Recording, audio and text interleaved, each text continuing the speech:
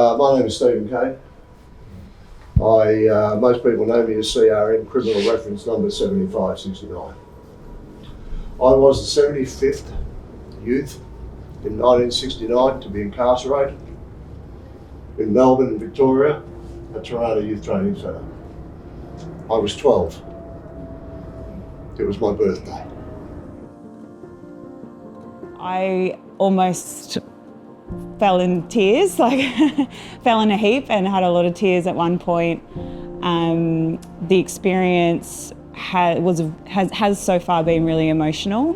When you walk through this youth detention centre, you really get the feeling for what it must be like for children as young as 10 to have lived this sort of experience. I'm no good and I'm in jail. Okay? I'm no good and I'm in jail. Say louder. I'm no good and I'm in jail. I cannot hear you. I'm no good and I'm in jail. You're just totally devalued, and I'd hate to imagine what a child effectively would go through and being talked to like that, and that's me as a 33-year-old man. Something that I think we always like to remind everybody of when we talk about young people who are at risk is that there are no bad young people. So they're just victims of circumstance.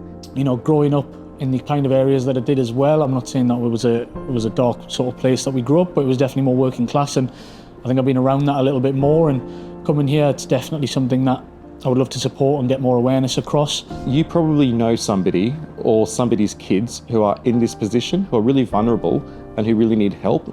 It's quite, it's a much bigger thing than you think it is, really. There's a lot of young people who are being failed by the system. Educate yourself, talk to your peers. There's a serious problem. We're locking up 10-year-olds. Disproportionately, we're locking up young Indigenous people, and we need to do something about it. How much do we respond with love when we've received love? And a hug goes so much further than being yelled at.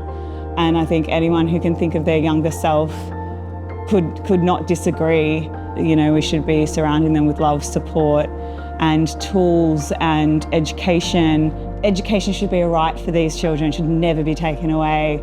So I would just love to see that and the money that is going into incarceration be rediverted into actually supporting kids. It is brutal, it is wrong. And so a world where we find other ways to connect with people who are in trouble on their level with means that are humane would be a very good place to start.